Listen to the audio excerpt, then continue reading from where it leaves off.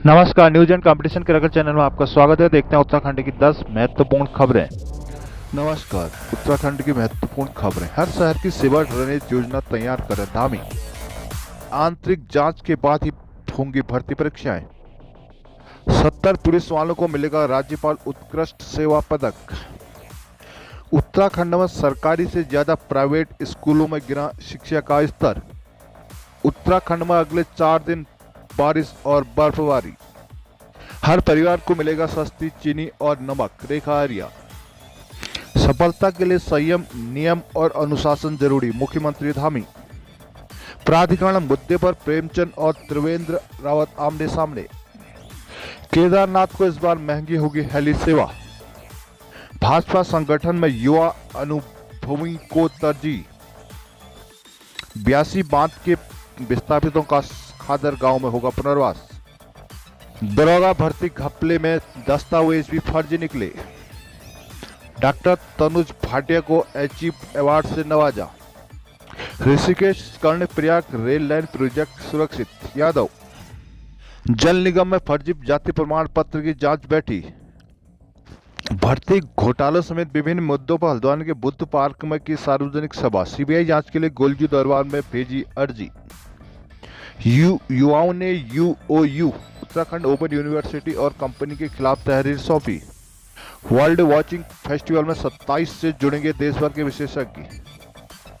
नैनीताल को कीवी सेब मिशन के लिए मिलेगा अतिरिक्त बजट। मुख्यमंत्री पुष्कर सिंह धामी ने राज्य के सभी शहरों में ड्रेनेज और सीवर सिस्टम तैयार करने के निर्देश दिए हैं। उन्होंने कहा कि शहरों को श्रेणीवार चिन्हित करते हुए चरणबद्ध तरीके से उनके लिए कार्य योजनाएं तैयार की जाए। सीएम ने सचिवालय में गुरुवार को जोशीमठ में जारी राहत, बचाव और सर्वेक्षण कार्य की विस्तार से समीक्षा की। उन्होंने कहा कि जोशीमठ में भूधसाव के कारणों को लेकर सभी संस्थानों एवं वैज्ञानिकों की रिपोर्ट की प्रतीक्षा की जा रही है। इसके आते ही जोशीमठ के लिए आगे की योजना पर तेजी से काम किया जाएगा। उन्होंने अफसरों को निर्देश दिए कि जोशीमठ के भूधसाव क्षेत्र के अध्ययन की फाइनल रिपोर्ट आने के बाद वहां ट्रीटमेंट के कार्य तेजी से शुरू कर दिए जाएं। विस्थापित होने वालों के लिए बेहतर व्यवस्थाएं करेंगे। मुख्यमंत्री ने कहा कि भूदशा के प्रति संवेदनशील क्षेत्र के लोगों के विस्थापन के लिए स्थानीय लोगों से सुझाव लिए जाएं। उन्होंने प्रभावितों को आश्वस्त किया कि जिन भी लोगों को विस्थापित किया जाएगा उनके लिए सरकार की ओर से बेहतर व्यवस्थाएं की जाएंगी। चमोली के डीएम को स्थानीय लोगों से सुझाव लेकर जल्द से जल्द शासन को रिपोर्ट देने के लिए कहा गया है। बैठक में मुख्य सचिव doctor S S Sandhu, ACS Radha Raturi, Anand Bardhan, सचिव आर मीनाक्षी रमन, अपर सचिव सबीन बंसल, आनंद श्रीवास्तव, अनुसचिव मोहम्मद आबिदुल्ला अंसारी आदि मौजूद रही। सचिव आपदा प्रबंधन डॉक्टर रंजीत कुमार सिन्हा ने कहा कि जोशीमठ के भूदसाव प्रभावित क्षेत्र के लिए 259 परिवारों को राहत शिविरों में ठहराया गया है। अब तक कुल 867 लोग विभिन्न कैंपों में रह रहे हैं। उन्हें सभी आवश्यक सुविधाएं उपलब्ध कराई जा रही है। हर जिले की होगी प्रभावी टाउन प्लानिंग। धामी ने शहर विकास विभाग की ओर से हर शहर के लिए नई सिरे से प्रभावी टाउन प्लानिंग करने के निर्देश दिए। उन्होंने कहा कि यह वक्त की आवश्यकता है। लोगों को बुनियादी सुविधाएं मिलनी चाहिए। शहरों को इस प्रकार विकसित किए जाएं जिससे लोगों को किसी भी स्तर पर समस्या न हो। मुख्यमंत्री पहले ही राज्य के पर्वतीय जिलों के सभी शहरों की धारण क्षमता के सर्वेक्षण के भी निर्देश दे चुके हैं। पटवारी भर्ती परीक्षा पेपर लीक मामले के बाद उत्तराखंड लोक सेवा आयोग ने कई स्तर पर बड़े बदलाव किए हैं। आयोग के बाहर कड़ा पहरा करने के बाद अब अंदर भी सख्ती शुरू कर दी गई है। आयोग ने आंतरिक जांच टीम बनाई है। इस टीम के साथ ही पुलिस परीक्षा को लेकर 8 दिन पहले अपनी रिपोर्ट देंगे, जिसके बाद परीक्षा कराने पर अंतिम निर्णय लिया जाएगा। पटवारी परीक्षा का प्रश्न पत्र लीक होने के बाद से आयोग परीक्षाओं की गोपनीयता को बनाए रखने के लिए तमाम स्तर पर सख्ती कर रहा है। आयोग की ओर से अपने प्रशासनिक ढांचे में भी बदलाव शुरू कर दिया गया। उत्तराखंड लोक सेवा आयोग के अध्यक्ष डॉक्टर राकेश कुमार ने अगली परीक्षाओं को लेकर टीम का गठन किया। यह टीम आयोग की गोपनीयता पर नजर रख रही है। अब पुलिस और इंटेलिजेंस की निगरानी में प्रश्न पत्र तैयार किए जाएंगे। आयोग ने 12 फरवरी को पटवारी लेखपाल परीक्षा, 23 से 26 फरवरी के बीच पीसीएस मुख्य परीक्षा और 9 अप्रैल को फॉरेस्ट गार्ड परीक्षा नए पत्रों के आधार पर कराएगा। इन सभी परीक्षाओं की तिथि से 8 दिन पहले लोक सेवा आयोग आंतरिक जांच रिपोर्ट और पुलिस आज्ञा भी लेगा। आयोग अध्यक्ष के मुताबिक आंतरिक रिपोर्ट या पुलिस की ओर से परीक्षाओं को लेकर किसी तरह संदेह जताया जाता है या किसी अन्य तरह का इनपुट दिया जाता है तो उसके बाद ही लोक सेवा आयोग परीक्षा कराने पर विचार करेगा। उत्तराखंड में अगले 4 दिन मौसम खराब रहने का अनुमान है। मौसम विभाग ने बारिश और बर्फबारी का अंदेशा जताया है। ज्यादातर पर्वतीय इलाकों में गर्जन के साथ हल्की बारिश के आसार है। मौसम विभाग की ओर से जारी पूर्वानुमान के अनुसार 20, 21 और 22 जनवरी को राज्य के पर्वतीय जिलों में हल्की बारिश हो सकती है। 2500 मीटर से अधिक ऊंचाई वाले अच्छी बर्फबारी का अनुमान है। पहाड़ों में खासकर उत्तरकाशी, चमोली और पिथौरागढ़ जिले ज्यादा प्रभावित रहेंगे। 20 जनवरी को मैदानी इलाकों में बारिश होने की संभावना है। हालांकि 21 और 22 जनवरी को मैदानी इलाकों में मौसम शुष्क रहने के आसार है। हालांकि मौसम विभाग ने अभी कोई अलर्ट जारी नहीं किया है। 23 जनवरी को 3000 से अधिक ऊंचाई वाले इलाकों में बर्फबारी के आसार है। राज्य के 2500 मीटर ऊंचाई वाले इलाकों की बात करें तो मानसूनी चक्राता टेहरी के ऊंचाई वाले इलाकों में बर्फबारी हो सकती है। चारधाम, औली, हरसिल, धनौल्टी समेत अन्य जगहों पर भी बर्फबारी के आसार बन रहे हैं। मौसम निर्देशक बिक्रम सिंह के अनुसार 24 और 25 को प्रदेश में बारिश में तेजी आ सकती है। देहरादून में शुक्रवार को बादल छाए रहेंगे। कुछ स्थानों पर हल्की बारिश हो सकती है। शुक्रवार को दून में दिन भर बादल छाए रहे जिससे मौसम काफी ठंडा रहा। अधिकतम 17.8 और न्यूनतम 8.7 डिग्री सेल्सियस रहा। मंसूरी में अधिकतम तापमान 12.4 और न्यूनतम 4 डिग्री सेल्सियस रहा। देहरादून गणतंत्र दिवस पर सेवा के आधार एवं विशिष्ट कार्य के 70 पुलिस अधिकारी कर्मचारियों को राज्यपाल उत्कृष्ट सेवा पदक एवं उत्कृष्ट एवं सराहनीय सेवा सम्मान चिन्ह प्रदान किए जाएंगे। पुलिस मुख्यालय से जारी सूची के अनुसार CO PTC Narendra Nagar inspector पूर्ण सिंह रावत को सराहनीय सेवा के लिए राज्यपाल उत्कृष्ट सेवा पदक से नवाजा जाएगा, जबकि उत्कृष्ट सेवा के लिए सीओ चंपावत, निरीक्षण एसडीआरएफ हर्षवर्धन, निरीक्षक एसडीआरएफ हरक सिंह, एसआई दूरसंचार ख्याली दत्त जोशी, गजपाल सिंह रावत, अपर उप निरीक्षक मंगल सिंह, योगेंद्र सिंह और दिनेश चंद्र को उत्कृष्ट सेवा सम्मान चिन्ह और विशिष्ट कार्य के लिए प्रतिष्ठान निरीक्षक जगदीश चंद पंत, निरीक्षक पुलिस दूरसंचार प्रमोद पेटवाल तथा एसआई विमलेश्वर प्रसाद रतूड़ी को उत्कृष्ट सेवा सम्मान से नवाजा जाएगा। इसके साथ ही 14 पुलिस अधिकारियों कर्मचारियों को सराहनीय सेवा के लिए सराहनीय सेवा सम्मान चिन्ह और 43 पुलिस कर्मचारियों को विशिष्ट कार्य के लिए सराहनीय सेवा सम्मान चिन्ह से सम्मानित किया जाएगा। उत्तराखंड में 4 साल के भीतर सरकारी स्कूलों के मुकाबले प्राइवेट स्कूलों के छात्रों के शैक्षिक स्तर पर गिरावट दर्ज की गई। वर्ष 2018 से 2022 के दौरान सरकारी स्कूलों के छात्रों के पढ़ने का स्तर जहां आंशिक रूप से गिरा है, वहीं प्राइवेट स्कूलों के छात्रों के स्तर में सरकारी स्कूलों के मुकाबले दोगुने अंकों तक की गिरावट आई है। गैर सरकारी संस्था annual state of education report असर की ग्रामीण क्षेत्रों में वर्ष 2018 से 2022 तक की कक्षा 3, 5 और 8वीं के छात्रों के सर्वेक्षण में यह तस्वीर सामने आई। हालांकि सरकारी स्कूलों के छात्रों के पढ़ने का संपूर्ण स्तर प्राइवेट स्कूल के मुकाबले आधे से कम है, लेकिन पिछले 4 साल में इस औसत में गिरावट की दर प्राइवेट स्कूलों में ज़्यादा दर्ज की गई। पढ़ने के साथ साथ गणित विषय में कमोवेश यही स्थिति है। असर ने साफ कहा है कि उनका यह विश्लेषण घरों से लिए गए आंकड़ों पर आधारित है। गणित में प्राइवेट स्कूलों में ज़्यादा गिरावट। वर्ष 2018 में सरकारी स्कूलों के कक्षा 3 के 18.5% छात्र घटाना व अन्य गतिविधियां कर लेते थे, जो वर्ष 2022 में 14.4% रह गया, जबकि प्राइवेट में गिरावट 45.2% से गिरकर 38.5 हो गई। वर्ष 2018 में सरकारी स्कूलों के भाग करना जानते थे, जबकि वर्ष 2022 में ये गिरकर 23.3% हो गई। प्राइवेट स्कूलों में इन 4 साल में वो प्रतिशत 50 से घटकर 41.8 रह गया है। सरकारी स्कूलों की कक्षा 8 के 41% छात्र 2018 में भाग करना जानते थे। वर्ष 2022 में इनकी संख्या आंशिक गिरकर 40% रह गई, जबकि प्राइवेट स्कूलों में यह प्रतिशत 62.7 से 54.2 हो गई है। मुख्यमंत्री पुष्कर सिंह धामी ने कहा कि सफलता के लिए संयम, नियम और अनुशासित जीवन जरूरी है। राजीव गांधी नवोदय विद्यालय में गुरुवार को परीक्षा पर चर्चा कार्यक्रम में सीएम ने छात्रों का आह्वान किया। छात्र छात्रा जिस क्षेत्र में जाएं उस क्षेत्र में अपना 100% योगदान देकर उस क्षेत्र के नेता अर्थात लीडर बने। इस मौके पर सीएम ने चित्रकला प्रतियोगिता के विजेताओं को सम्मानित भी किया। बोर्ड परीक्षा में शामिल हुए छात्रों से रूबरू सीएम ने कहा कि परीक्षाओं में थोड़ा तनाव स्वाभाविक है, परंतु जब तनाव बहुत बढ़ जाता है तो न केवल परीक्षा के परिणाम में इसका विपरीत असर पड़ता है, बल्कि मानसिक और शारीरिक स्वास्थ्य पर भी गंभीर प्रभाव पड़ता है। सफलता परिश्रम के साथ साथ व्यक्ति की सकारात्मक सोच पर निर्भर करता है। पूर्व राष्ट्रपति doctor APJ Abdul Kalam, PM Narendra Singh Modi सहित अनेक महान लोगों की जीवनी पढ़कर देखेंगे तो पाएंगे कि उन्होंने सकारात्मकता की बात सम्मान से दी है। सकारात्मकता सोच का मिश्रण हो सकता है तो सफल होने में कोई नहीं रोक सकता। सीएम ने छात्रों को प्रधानमंत्री नरेंद्र मोदी की पुस्तक एग्जाम वॉरियर पढ़ने की भी सलाह दी। साथ ही मंजिल की जीवन का किस्सा है, राही बन उस तक जाना है। सफलता असफलता के जीवन का हिस्सा है, इससे कौन घबराना है। उठो जागो और संघर्ष करो, यही तो बस जीवन कहता है। कविता भी सुनाई। इस दौरान छात्रा शैलजा कुकरेती, खुशी, पूजा, निशा गुप्ता, रानी, छात्र रामकरण, युवराज आदि ने सीएम से सवाल भी किए। मुख्यमंत्री शिक्षा मंत्री डॉक्टर धन सिंह रावत, सचिव रविनाथ रमन ने भी बच्चों को संबोधित किया। डीजी शिक्षा बंशीधर तिवाड़ी ने भी आभार व्यक्त किया। राज्य के 23 लाख परिवार को अप्रैल से हर महीने 2 किलो चीनी और 1 किलो नमक बाजार भाव से कम दर पर मिल सकता है। राज्य सरकार प्रदेश के सभी राशन कार्ड धारकों के लिए सब्सिडी आधारित चीनी व नमक देने की योजना लागू करने की तैयारी कर रही है। खाद्य मंत्री रेखा आर्या के अनुसार विभाग ने इस योजना के लिए बजट प्रस्ताव तैयार कर लिया है। इसे अंतिम मंजूरी के लिए कैबिनेट में लाया जाएगा। यह योजना लागू करने से राज्य सरकार को सालाना 65 करोड़ रुपए का अतिरिक्त खर्च उठाना पड़ेगा। मालूम हो को आपके अपने अखबार हिंदुस्तान की बीती 25 दिसंबर को ही राज्य में इस योजना की तैयारी के संकेत दे दिए थे।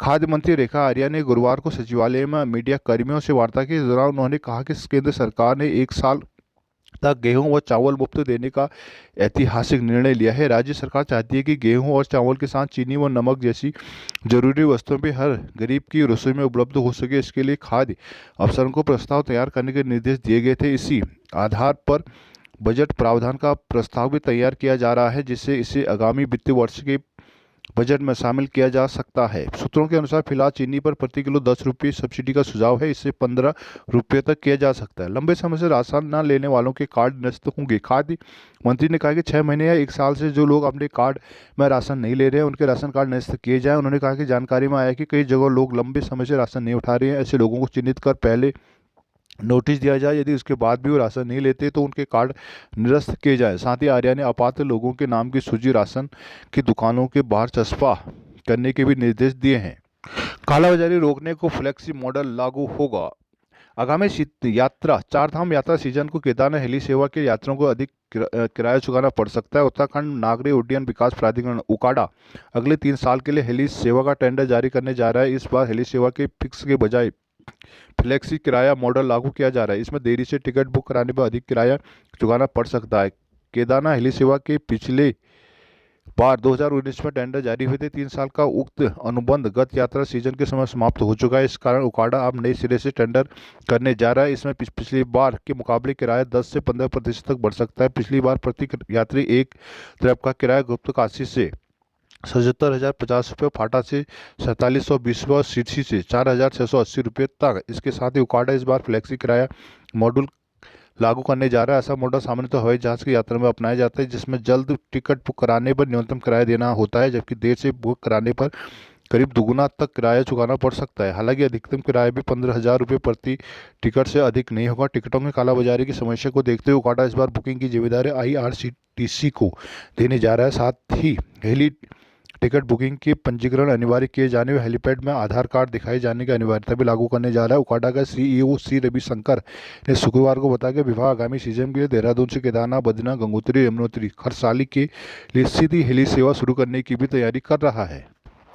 विकासनगर 82 बांध परियोजना के विस्थापित लोहारी गांव के परिवार को कालसी क्षेत्र के खादर में बचाए जाने की जिला प्रशासन ने स्वीकृति दे दी है। जिलाधिकारी देहरादून सोनिका ने इस बाबत आदेश जारी कर दिए। 82 परियोजना से लोहारी गांव के करीब 71 परिवार विस्थापित हुए हैं, जिनका अब तक पुनर्वास नहीं हो पाया। बांध परियोजना की झील में लोहारी गांव के समा जाने के बाद करीब 45 परिवार अप्रैल 2022 से एक प्राइमरी स्कूल में रह रहे हैं, जबकि अन्य परिवार कालसी और विकासनगर में रह रहे हैं। परियोजना के अधिशासी दैनिक निर्देशक राजीव अग्रवाल ने बताया कि DM की स्वीकृति के बाद अब सभी विस्थापितों को खादर 50-50 स्क्वायर मीटर के प्लॉट बनाकर भूमि आवंटन की जाएगी। दरोगा भर्ती में घपले की जांच में कई दरोगाओं के शैक्षिक दस्तावेज फर्जी होने का मामला सामने आया। विजिलेंस ने अब संदिग्ध सभी दरोगाओं के शैक्षणिक दस्तावेजों की पड़ताल शुरू कर दी, जिसमें कई के पूर्वी यूपी के दस्तावेज हैं। इनकी जानकारी जुटाकर विजिलेंस पूरे मामले की जांच कर रही है। आरोप है कि भर्ती में कुछ अभ्यर्थियों ने फर्जी शैक्षिक दस्तावेज जमा किए, जिसमें सवाल पुलिस विभाग के कार्यशाली पर भी उठा रहे हैं। नियमानुसार शैक्षिक दस्तावेजों की सत्यता की जांच उस समय क्यों नहीं की गई, सत्यापन हुआ तो पकड़ा क्यों नहीं गया। दरोगा भर्ती में न्यूनतम आयु 21 वर्ष की जबकि अधिकतम 28 वर्ष रखी गई थी। इस दौरान राज्य सरकार ने दरोगा भर्ती में 1 वर्ष की अतिरिक्त छूट दे दी थी, जबकि आरक्षित वर्ग के अभ्यर्थियों के लिए 5 वर्ष की छूट रखी गई। शैक्षिक योग्यता स्नातक थी। सूत्रों के बनाए तो आयु की सीमा में फिर बैठने के बाद कुछ अभ्यर्थियों ने फर्जी शैक्षिक दस्तावेज लगाए। विजिलेंस से दरोगा भर्ती में घपला साबित करने के बाद सभी ठोस तथ्य जुटा रही है। आरोपियों के शैक्षिक दस्तावेजों की सत्यता की जांच की जा रही है, जिसमें कुछ के दस्तावेज शक के दायरे में है, कहना है SSP विजिलेंस धीरेन्द्र गुंजाल। श्री महंत इंद्रेश अस्पताल के वरिष्ठ हृदय रोग विशेषज्ञ डॉक्टर तनुज भाटे को दिल्ली में इंडियन अचीवर अवार्ड से सम्मानित किया गया। नई दिल्ली के विज्ञान भवन में आयोजित सम्मान समारोह में प्रदेश भर से चुने गए 31 लोग सम्मानित हुए। श्री महंत इंद्रेश अस्पताल के चेयरमैन श्री महंत देवेंद्र दास ने डॉक्टर तनुज भाटिया को सम्मान मिलने पर शुभकामनाएं दी। डॉक्टर तनुज ने सम्मान मिलने पर श्री दरबार साहिब पहुंचकर श्री महंत से आशीर्वाद लिया। अस्पताल प्रबंधन ने कहा कि विज्ञान भवन नई दिल्ली में आयोजित सम्मान समारोह में देश की ख्याति प्राप्त प्रतिभाओं को खेलकूद, उद्योग, मेडिकल, फिल्म आदि क्षेत्रों से सम्मान के लिए चयनित किया गया है। निर्णायक मंडल ने 31 प्रतिभागियों के नाम पर फाइनल मोहर लगाई। केंद्रीय मंत्री अनुराग ठाकुर ने उन्हें दिल्ली में स्मृति चिन्ह और प्रमाण पत्र देकर सम्मानित किया।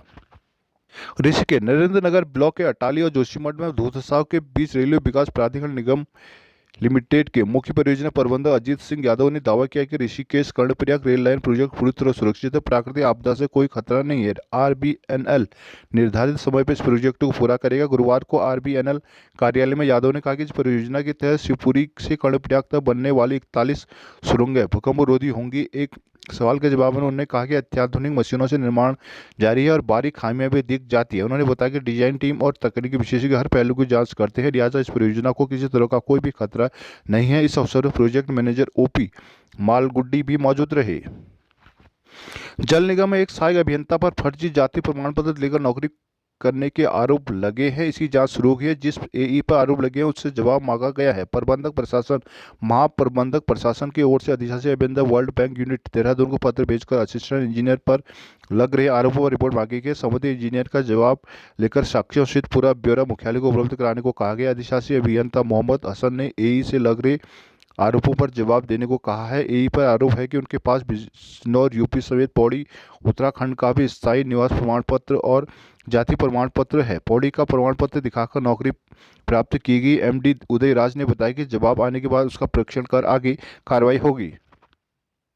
हल्द्वानी कृषि सैनिक कल्याण ग्राम विकास विभाग मंत्री गणेश जोशी ने कहा कि नैनीताल जिले में कीवी और सेब मिशन के तहत उद्यान विकास के कार्यों के लिए अतिरिक्त बजट मुहैया कराया जाएगा। उन्होंने यह भी कहा कि जिलाधिकारी धीराज सिंह गर्ब्याल के पहल पर कुछ कार्यों को राज्य के दूसरे क्षेत्रों में भी शुरू कराया जाएगा। कैबिनेट मंत्री ने गुरुवार को सर्किट हाउस में ग्राम विकास, कृषि, उद्यान और सैनिक कल्याण विभाग के अधिकारियों के साथ समीक्षा की। उन्होंने डीएम गर्ब्याल की नवीन पहल की सराहना करते हुए अधिकारियों को अनुभव का फायदा उठाने के निर्देश दिए कि जिला स्तर पर आयोजित कार्यक्रम और परीक्षण और स्वयं सहायता समूह के माध्यम से भोजन की व्यवस्था की जाए। सीएम पुष्कर सिंह धामी द्वारा शुरू की गई लखपति दीदी योजना जिले भर में लागू करने के निर्देश दिए हैं। इस मौके पर कमल क्लस्टर बेकरी भीमताल के ग्रोथ सेंटर की अध्यक्ष सीमा बोहरा ने कैबिनेट मंत्री जोशी को स्वयं सहायता समूह की महिलाओं द्वारा तैयार किए गए बेकरी उत्पाद भेंट की। बैठक में विधायक राम सिंह केड़ा, सरिता आर्य, भाजपा जिला अध्यक्ष प्रताप बिष्ट, महामंत्री नवीन भट्ट, एसएसपी पंकज भट्ट, परियोजना निर्देशक अजय सिंह, सहायक परियोजना निर्देशक शिल्पी पंत, डीडीओ गोपाल गिरी,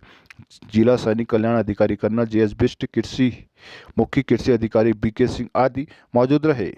हल्द्वानी राज्य में भर्ती परीक्षाओं में बार बार सामने आ रही घपलों के विरोध में युवा न्याय यात्रा निकालेंगे, जिसके बाद सभी भर्ती परीक्षाओं की सीबीआई जांच की मांग को लेकर 31 जनवरी को घोड़ाखाल मंदिर में गोलजू के सामने अर्जी लगाई जाएगी। उत्तराखंड युवा एकता मंच के आह्वान पर गुरुवार को विभिन्न राजनीतिक और सामाजिक संगठनों से जुड़े लोगों ने बुद्ध पार्क में सार्वजनिक सभा की। वक्ताओं ने कहा कि उत्तराखंड में यूके SSSC के बाद अब यूके PCS की भी भर्ती परीक्षा में भी गड़बड़ी सामने आने लगी। साल भर मेहनत करने वाले युवाओं को पेपर लीक, भर्ती घोटाले, परीक्षा निरस्त होने जैसे तमाम दुविधाओं का सामना करना पड़ रहा है। प्राइवेट कंपनियों में भी मनमानी जोरों पर है। वहीं बड़ी संख्या में युवाओं को नौकरी से निकाला जा रहा है। राज्य में महिलाओं के साथ हो रहे अपराध भी किसी से छिपे नहीं है। युवा एकता मंच के संयोजक पीयूष जोशी ने कहा कि यूके SSSC ने तमाम भर्ती परीक्षाओं की स्थगित कर दिया है।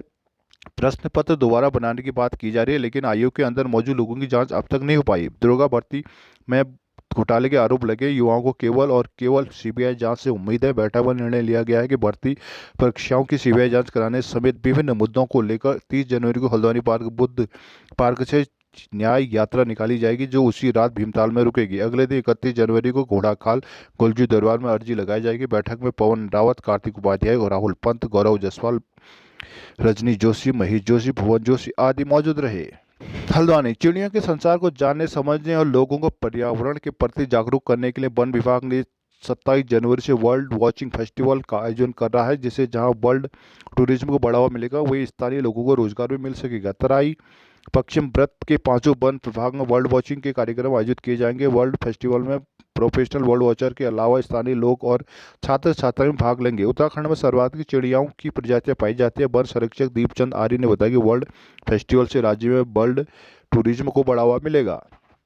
देहरादून भनियानार से ऋषिकेश तक की सड़क को 4 लेन बनाने के लिए केंद्र सरकार ने 950 करोड़ रुपए मंजूर कर दिए हैं। बजट सड़क के कंस्ट्रक्शन के लिए मंजूर हुआ है। इसमें भूमि अधिग्रहण के लिए अभी 200 करोड़ रुपए और मंजूर होना है। दूसरी ओर NHAI ने कंस्ट्रक्शन के टेंडर आमंत्रित करने की तैयारी शुरू कर दी है। बता दें कि देहरादून हरिद्वार हाईवे भनियानार से लेकर ऋषिकेश तक 20.6 किलोमीटर सड़क अभी 2 लेन है। इस पूरी सड़क पर 7 मोड़ जैसे डेंजर जोन भी है। रानी पोखरी से ऋषिकेश के बीच हाथियों का डर रहता है। हाथी कई लोगों को यहां मौत के घाट उतार चुके हैं। सर्दियों में वन विभाग को शाम होते ही कार्रवाई चलानी पड़ती है, जिसे देखते हुए भारतीय राष्ट्रीय राजमार्ग प्राधिकरण NHAI ने इस पूरी सड़क को 4 लेन बनाने की कवायद शुरू कर दी है, जिसकी DPR तैयार कर भारत सरकार को भेज दी गई है। NHAI के जेई रोहित पवार ने बताया कि सरकार ने 950 करोड़ रुपए का बजट मंजूर कर दिया है। टेंडर आमंत्रित करने की तैयारी चल रही है। अगले 6 महीने के भीतर कंस्ट्रक्शन का कार्य शुरू हो जाएगा।